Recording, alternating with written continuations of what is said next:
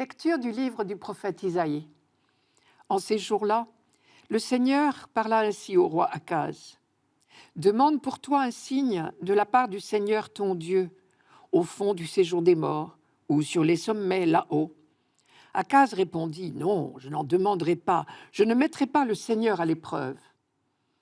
Isaïe dit alors, écoutez, maison de David, il ne vous suffit donc pas de fatiguer les hommes, il faut encore que vous fatiguiez mon Dieu. C'est pourquoi le Seigneur lui-même vous donnera un signe. Voici que la Vierge est enceinte, elle enfantera un fils qu'elle appellera Emmanuel, c'est-à-dire Dieu avec nous. De crème et de miel il se nourrira, jusqu'à ce qu'il sache rejeter le mal et choisir le bien. Avant que cet enfant sache rejeter le mal et choisir le bien, la terre dont les deux rois te font trembler sera laissée à l'abandon. C'est l'une des pages les plus dramatiques de l'histoire du peuple d'Israël. Nous sommes vers 735 avant Jésus-Christ. L'ancien royaume de David est divisé en deux petits royaumes depuis environ 200 ans. Deux rois, deux capitales. Samarie au nord, Jérusalem au sud. C'est là, à Jérusalem, que règne la dynastie de David, celle dont naîtra un jour le Messie.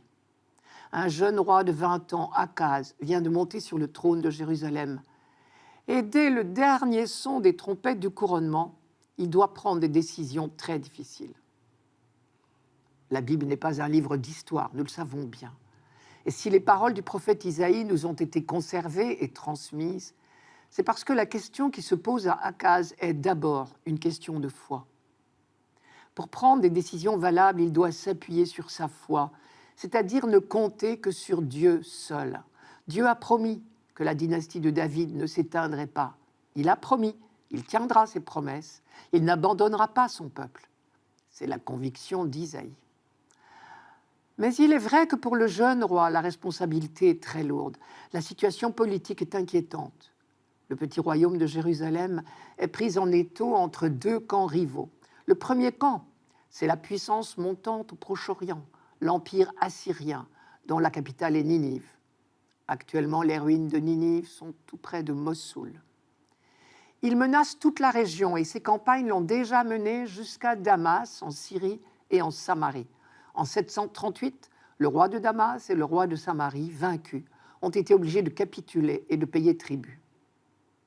L'autre camp, ce sont précisément ces deux petits royaumes de Syrie et de Samarie qui se révoltent contre Ninive et font le siège de Jérusalem pour détrôner Akaz et le remplacer par un autre roi qui acceptera d'être leur allié dans la guerre d'indépendance contre Ninive. Akaz est pris de panique. Lui, le dépositaire de la foi au Dieu unique, offre des sacrifices à toutes les idoles et il va même jusqu'à faire la chose la plus atroce, malheureusement courante à cette époque dans les autres peuples, mais que tous les prophètes d'Israël ont toujours interdite. Il a tué son fils unique pour l'offrir en sacrifice à une idole. Et c'est là qu'Isaïe prononce les paroles que nous avons entendues aujourd'hui. Comme on le voit, avant d'être adressé à nos oreilles de chrétiens, avec une signification pour nous, ces paroles ont d'abord été prononcées dans une situation particulière, très concrète. Isaïe dit à Akaz, « Puisque tu as du mal à croire, mais demande à Dieu un signe. Tu peux le demander sur les hauteurs ou en bas, dans les vallées, Dieu règne partout. » Akaz lui fait une réponse abominablement hypocrite. Lui qui, dans sa panique, a sacrifié son fils unique, sur qui reposait la promesse de Dieu. Il dit « Oh non, loin de moi l'idée d'oser exiger quelque chose de Dieu. » Et c'est là qu'Isaïe, qui n'est pas dupe, lui dit « Il ne vous suffit pas de fatiguer les hommes, il faut encore que vous fatiguiez mon Dieu. » Et intentionnellement, il dit « mon Dieu », car il estime qu'Akaz se conduit comme s'il n'était plus dans l'alliance. Mais même devant ces infidélités répétées d'Akaz, Isaïe annonce que Dieu lui reste fidèle. Et Dieu va en donner la preuve. La jeune femme, c'est-à-dire la jeune reine, est déjà enceinte.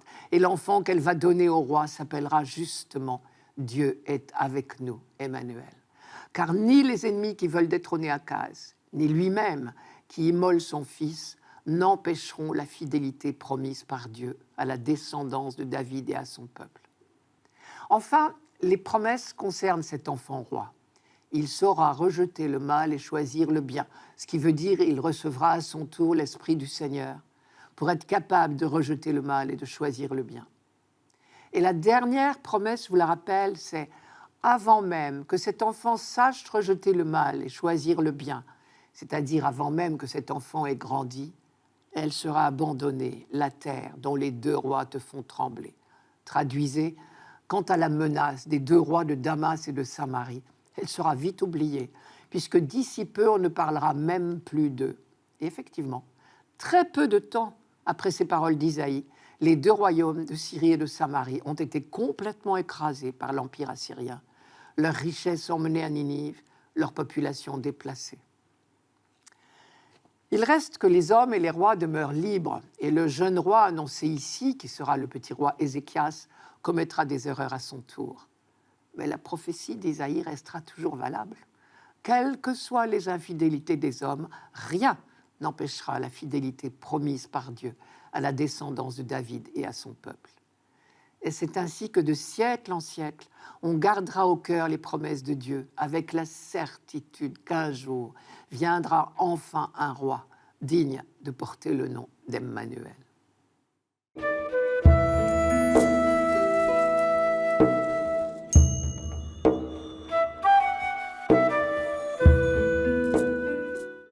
Psaume 23. Ô Seigneur, le monde et sa richesse, la terre et tous ses habitants. C'est lui qui l'a fondée sur les mers et la garde inébranlable sur les flots. Qui peut gravir la montagne du Seigneur et se tenir dans le lieu saint? L'homme au cœur pur, aux mains innocentes, qui ne livre pas son âme aux idoles. Il obtient du Seigneur la bénédiction et de Dieu son Sauveur la justice. Voici le peuple de ceux qui le cherchent. Voici Jacob qui recherche ta face. Comme dans presque tous les psaumes, nous sommes au temple de Jérusalem. Une gigantesque procession s'avance. Et à l'arrivée aux portes du temple, deux chorales alternées entament un chant dialogué. Qui gravira la montagne du Seigneur? On sait que le temple est bâti sur la hauteur. Qui pourra tenir sur le lieu de sa sainteté? Déjà, Isaïe comparait le Dieu 3 fois saint à un feu dévorant. Et au chapitre 33, il posait la même question. Mais qui de nous tiendra devant ce feu dévorant? Qui tiendra devant ces flammes éternelles? Sous-entendu, par nous-mêmes, nous ne pourrions pas soutenir sa vue, le flamboiement de son rayonnement. Cette question, c'est en réalité le cri de triomphe du peuple élu, admis sans mérite de sa part dans la compagnie du Dieu saint. Telle est la grande découverte du peuple d'Israël. Dieu est le saint, le tout autre. Saint, saint, saint, le Seigneur, Dieu de l'univers, chantaient les séraphins pendant l'extase d'Isaïe au jour de sa vocation, au chapitre 6 d'Isaïe. Et en même temps, ce Dieu tout autre se fait le tout proche de l'homme et lui permet de tenir, comme dit Isaïe, en sa compagnie. Et le chant continue. L'homme au cœur pur, aux mains innocentes, qui ne livre pas son âme aux idoles. Voilà la réponse. Voilà l'homme qui peut tenir devant Dieu. Il ne s'agit pas ici d'abord d'un comportement moral, puisque le peuple se s'est admis devant Dieu sans mérite de sa part. Il s'agit d'abord ici de l'adhésion de la foi au Dieu unique, c'est-à-dire du refus des idoles. La seule condition exigée du peuple élu pour pouvoir tenir devant Dieu, c'est de rester fidèle au Dieu unique, c'est de ne pas livrer son âme aux idoles, pour reprendre les termes de notre psaume. D'ailleurs, si on y regarde de plus près, la traduction littérale serait « l'homme qui n'a pas élevé son âme vers des dieux vides ». Lever les yeux vers quelqu'un, en langage biblique, cela veut dire le prier, le supplier, le reconnaître comme Dieu. L'homme qui peut tenir devant le Dieu d'Israël, c'est celui qui ne lève pas les yeux vers les idoles, comme le font les autres peuples. L'homme au cœur pur, cela veut dire la même chose. Le mot « pur » dans la Bible a le même sens qu'en chimie. On dit qu'un corps chimique est pur quand il est sans mélange. Le cœur pur, c'est celui qui se détourne résolument des idoles pour se tourner vers Dieu seul. L'homme aux mains innocentes, c'est encore dans le même sens. Les mains innocentes, ce sont celles qui n'ont pas offert de sacrifice aux idoles. Ce sont celles aussi qui ne se sont pas levées pour la prière aux faux dieux. Nous touchons là à la lutte incessante que les prophètes ont dû mener pour que le peuple élu abandonne définitivement toute pratique idolâtrique. Dans la première lecture, nous avions vu Isaïe aux prises avec le roi Akaz au 8e siècle, mais ce ne sera pas fini. Pendant l'exil à Babylone, le peuple sera en contact avec une civilisation polythéiste. Et ce psaume, chanté au retour de l'exil, réaffirme encore avec force cette condition première de l'alliance. Israël est le peuple qui, de toutes ses forces, recherche la face de Dieu, comme dit encore ce psaume. L'expression « rechercher la face » était employée pour les courtisans qui voulaient être admis en présence du roi. Manière de nous rappeler que pour Israël, le seul véritable roi, c'est Dieu lui-même, tandis que les idoles ne sont que des dieux vides, comme on dit. Les prophètes n'ont pas de mots trop sévères pour fustiger ceux qui fabriquent de toutes pièces une statue et pour ensuite s'agenouiller devant elle. Le psaume 113-115 est très clair à ce sujet. Je cite « Leurs idoles sont d'or et d'argent, faites de mains d'hommes. Elles ont une bouche et ne parlent pas. Elles ont des yeux et ne voient pas. Elles ont des oreilles et n'entendent pas. Elles ont un nez et ne sentent pas. Des mains et elles ne palpent rien. Des pieds et elles ne marchent pas. Elles ne tirent aucun son de leur gosier. Notre Dieu, lui, est dans les cieux. Tout ce qu'il a voulu, il l'a fait. » Cette fidélité au Dieu unique est la seule condition pour être en mesure d'accueillir la bénédiction promise au patriarche pour entrer dans le salut promis. Combat jamais tout à fait gagné, puisque Jésus à son tour jugera utile de rappeler que nul ne peut servir deux maîtres. Et à un deuxième niveau, cette fidélité au Dieu unique entraînera des conséquences concrètes dans la vie sociale. L'homme au cœur pur deviendra peu à peu un homme au cœur de chair qui ne connaît plus la haine. L'homme aux mains innocentes ne fera plus le mal. Le verset suivant, il obtient de Dieu son sauveur la justice, dit bien ces deux niveaux. La justice, dans un premier sens, c'est la conformité au projet de Dieu. L'homme juste, c'est celui qui remplit fidèlement sa vocation. Ensuite, la justice nous engage, bien sûr, concrètement, à conformer toute notre vie sociale au projet de Dieu, qui est le bonheur de ses enfants. En redisant ce psaume, on entend se profiler les béatitudes. Heureux les affamés et assoiffés de justice, ils seront rassasiés. Heureux les cœurs purs, ils verront Dieu.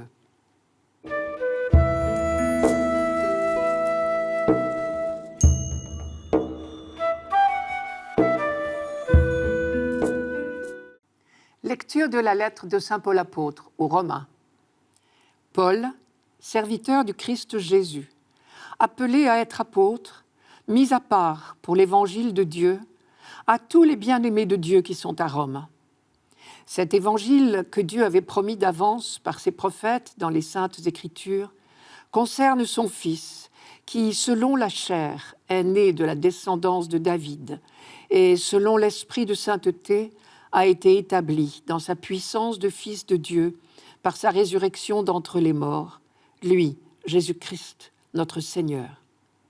Pour que son nom soit reconnu, nous avons reçu par lui grâce et mission d'apôtres, afin d'amener à l'obéissance de la foi toutes les nations païennes dont vous faites partie, vous aussi que Jésus-Christ a appelés.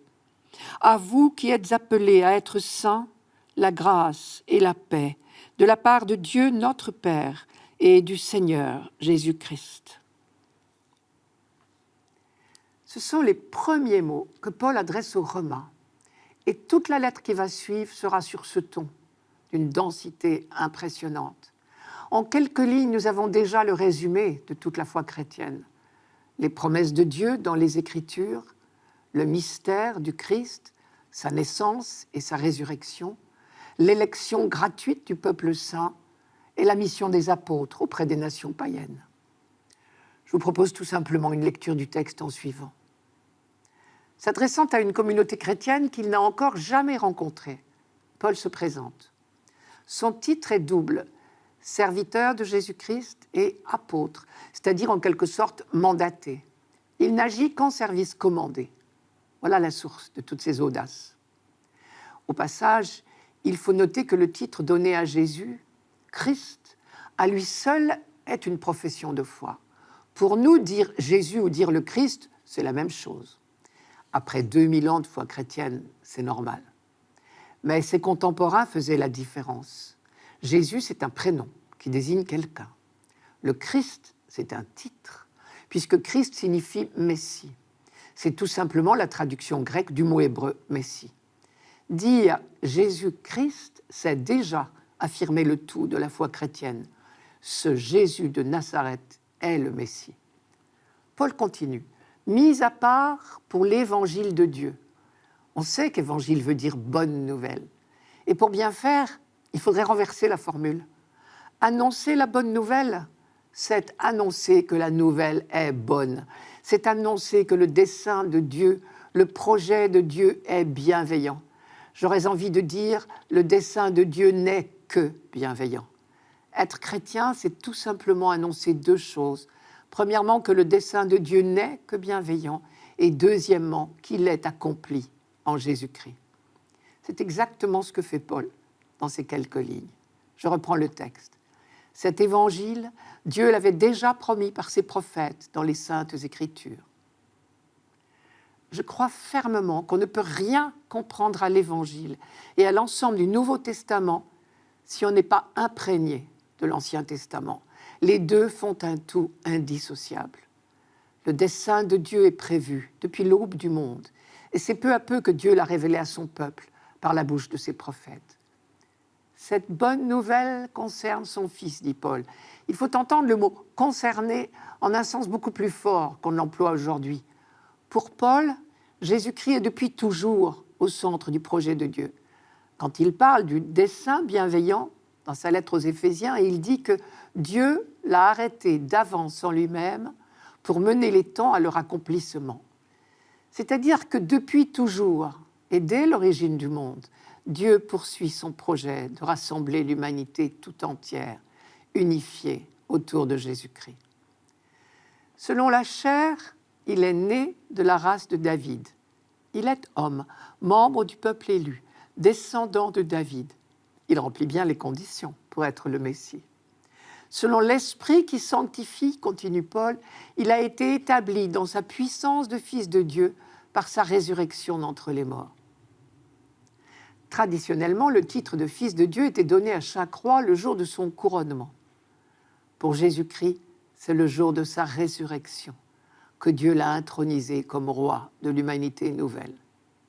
Pour Paul, la résurrection du Christ est vraiment l'événement qui bouleverse la face du monde. Curieusement, Paul ne parle pas de la mort du Christ, mais seulement de sa résurrection. On sait qu'elle est pour lui le premier article de foi. Si Jésus-Christ n'est pas ressuscité, notre foi est vide, dit-il aux Corinthiens. C'est cette résurrection du Christ que Paul va annoncer partout pour que le nom de Jésus-Christ soit honoré, comme il dit. On retrouve ici la si belle formule de la lettre aux Philippiens, je cite, « Dieu l'a souverainement élevé et lui a conféré le nom qui est au-dessus de tout nom. Entendez le nom même de Seigneur qui était réservé à Dieu et qui désormais est attribué à Jésus lui-même. » Enfin, il s'agit d'amener à l'obéissance de la foi toutes les nations païennes. Curieuse formule aujourd'hui pour nos mentalités peu favorables à tout ce qui ressemble à de l'obéissance. Mais chez Paul, imprégné de l'Ancien Testament et des découvertes progressives qu'ont faites les hommes de la Bible, le mot obéissance n'est pas servilité, abaissement. Il signifie l'écoute confiante de celui qui se sait en sécurité et peut donc suivre les conseils qui lui sont prodigués. C'est l'attitude filiale par excellence. Amener à l'obéissance de la foi toutes les nations païennes, c'est leur annoncer la bonne nouvelle. Quand elles auront compris que la nouvelle est bonne, elles pourront en toute confiance mettre leur oreille sous cette parole d'amour du Père.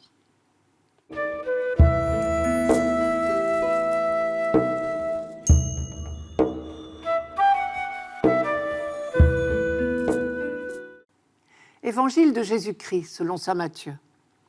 Voici comment fut engendré Jésus-Christ. Marie, sa mère, avait été accordée en mariage à Joseph.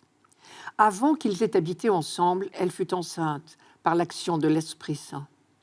Joseph, son époux, qui était un homme juste et ne voulait pas la dénoncer publiquement, décida de la renvoyer en secret. Comme il avait formé ce projet, voici que l'ange du Seigneur lui apparut en songe et lui dit « Joseph, fils de David, ne crains pas de prendre chez toi Marie, ton épouse, puisque l'enfant qui est engendré en elle vient de l'Esprit Saint. Elle enfantera un fils, et tu lui donneras le nom de Jésus, c'est-à-dire le Seigneur sauve, car c'est lui qui sauvera son peuple de ses péchés. Tout cela est arrivé pour que soit accomplie la parole du Seigneur prononcée par le prophète. Voici que la Vierge concevra et elle enfantera un fils. On lui donnera le nom d'Emmanuel, qui se traduit Dieu avec nous. Quand Joseph se réveilla, il fit ce que l'ange du Seigneur lui avait prescrit. Il prit chez lui son épouse. Nous connaissons bien le récit de l'Annonciation dans l'évangile de Luc. L'annonce faite à Marie, comme disait Claudel. Il a inspiré d'innombrables tableaux, sculptures, vitraux. Mais curieusement, l'annonce faite par l'ange à Joseph a inspiré des artistes beaucoup moins nombreux. Et pourtant, cette acceptation libre d'un homme juste conditionne le début de l'histoire humaine de Jésus. Déjà, le Fils de Dieu est livré aux mains des hommes. Le dessein de Dieu est suspendu à l'acceptation, au bon vouloir d'un homme, Joseph. C'est grâce à lui que Jésus sera introduit dans la filiation de David. Engendré par l'Esprit Saint et non par Joseph, il sera cependant reconnu comme son fils. Ne crains pas de prendre chez toi Marie, ton épouse, veut dire que Jésus sera introduit dans sa maison. Et d'autre part, c'est Joseph qui donnera à Jésus son nom. À propos de ce nom de Jésus, Matthieu en donne le sens. Jésus veut dire « le Seigneur sauve ». Et il explique « car c'est lui qui sauvera le peuple de ses péchés ». Précision intéressante, le peuple juif attendait impatiemment le Messie, et pas seulement un Messie politique qui le libérerait de l'occupation romaine. Nous avons déjà eu l'occasion de parler de cette attente messianique. On attendait un roi, un leader politique, c'est vrai, de la descendance de David. Et c'est lui qui devait restaurer la royauté en Israël. Mais on attendait aussi et surtout l'avènement du monde nouveau, de la création nouvelle, dans la justice et la paix pour tous. Et il y a tout cela dans le nom de Jésus tel que Matthieu le comprend. C'est lui qui sauvera le peuple de ses péchés. Je reviens sur la phrase « L'enfant qui est engendré en Marie vient de l'Esprit Saint ». Nous possédons 2 textes sur la conception virginale de Jésus. Ce passage de l'annonce à Joseph dans l'évangile de Matthieu et le parallèle de l'annonce à Marie chez Luc. La tradition de l'Église nous enseigne que les Écritures, y compris le Nouveau Testament, sont inspirées par l'Esprit Saint. Donc, la conception virginale de Jésus est un article de foi. Bien évidemment, il ne s'agit pas de prétendre comprendre ni le pourquoi, ni le comment de cette volonté souveraine de Dieu. Nous pouvons seulement nous émerveiller de ce plan qui fait de Jésus à la fois un homme, né d'une femme, venu au monde comme tout le monde, si j'ose dire, descendant de David par le bon vouloir de Joseph, et en même temps, fils unique de Dieu, conçu de l'Esprit Saint. Je reprends le texte. Matthieu cite les Écritures. Et justement, la promesse du prophète Isaïe à Akaz, que nous avons entendue dans la première lecture. Je vous la rappelle, voici que la Vierge concevra et elle mettra au monde un fils, auquel on donnera le nom d'Emmanuel, qui signifie Dieu avec nous. 2 remarques sur cette citation de l'Ancien Testament par Matthieu. Premièrement, le texte hébreu d'Isaïe disait « Voici que la jeune femme est enceinte ». En hébreu, Alma signifie l'épouse royale. Et Matthieu, lui, parle d'une vierge, en grec, parthénos. En fait, Matthieu cite ici non le texte hébreu d'Isaïe, mais la traduction grecque qui a été faite à Alexandrie vers 250 avant Jésus-Christ. car déjà à l'époque de cette traduction, on pensait que le Messie naîtrait d'une vierge. Deuxième remarque sur le nom de Jésus cette fois, l'ange dit « Tu appelleras ton fils Jésus », c'est-à-dire « le Seigneur sauve », car c'est lui qui sauvera son peuple de ses péchés. Et Matthieu commente « Tout cela arriva pour que s'accomplisse la parole du Seigneur, on lui donnera le nom d'Emmanuel, qui se traduit Dieu avec nous ». On a presque envie de demander, mais finalement, il s'appelle comment? Jésus ou Emmanuel? Bien évidemment, c'est le but de Matthieu que nous posions cette question. Et la réponse, il nous la donnera à la fin de son évangile. Cet enfant s'est appelé Jésus, nous le savons bien. Et cela veut dire, le Seigneur sauve son peuple de ses péchés. Mais quand il quittera les siens, le dernier jour, il leur dira « Je suis avec vous tous les jours jusqu'à la fin des temps », ce qui est la traduction du nom Emmanuel. Être sauvé de ses péchés, c'est tout simplement savoir que Dieu est avec nous, ne plus jamais douter qu'il est avec nous et vivre en sa présence, comme le disait le prophète Michée. C'est ce qu'a fait Joseph, justement. Dans le récit de la visitation qui nous est rapporté par l'évangile de Luc, Élisabeth dira à Marie « Bienheureuse celle qui a cru, ce qui lui a été dit de la part du Seigneur s'accomplira. » Ici, on est tenté de reprendre ces mêmes mots, ces mêmes termes pour Joseph. Bienheureux Joseph qui a cru. Grâce à lui, Dieu a pu accomplir son dessein de salut.